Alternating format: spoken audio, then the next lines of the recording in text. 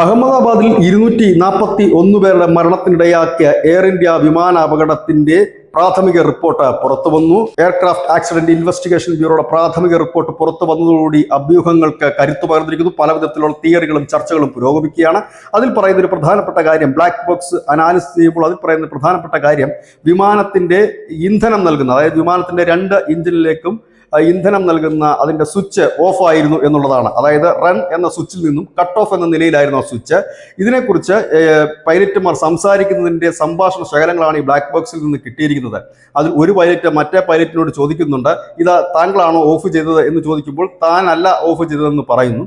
അതിനുശേഷം ഇത് ഓൺ ചെയ്യാൻ, അതായത് റൺ ചെയ്യാൻ ഒരു ശ്രമം നടത്തിയെങ്കിലും അത് എഞ്ചിനിലേക്ക് ഇന്ധനം എത്തിക്കാനായില്ല. തുടർന്നാണ് ഈ അപകടത്തിലേക്ക് പെടുന്നത്. ഈ സമയത്ത് റാം എയർ ടർബൈൻ, അതായത് വിമാനം പറന്നുയർന്ന തന്നെ റാം എയർ ടർബൈൻ പ്രവർത്തിച്ചു തുടങ്ങിയിരുന്നു എന്ന് കണ്ടെത്തിയിട്ടുണ്ട്. അതായത് വിമാനം പറന്നുയരുമ്പോൾ തന്നെ ഇതായിരുന്നു അവസ്ഥ.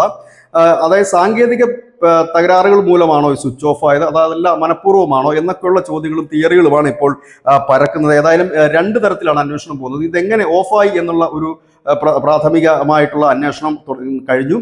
ഇനി അതിന്റെ ഡീറ്റെയിൽഡ് ആയിട്ടുള്ള അന്വേഷണത്തിലേക്ക് പോകുന്നു. മറ്റൊന്ന്, ഇനി സാങ്കേതിക തകരാറ് കൊണ്ട് ഇതിന്റെ സ്വിച്ച് ഓഫ് ആകാനുള്ള സാധ്യത ഉണ്ടോ എന്ന് അത് വിമാന കമ്പനി തന്നെ സ്ഥിരീകരിക്കേണ്ട ഒരു കാര്യം കൂടിയാണ്. അതിനെക്കുറിച്ചുള്ള അന്വേഷണവും മുൻപോട്ട് പോകുന്നുണ്ട്.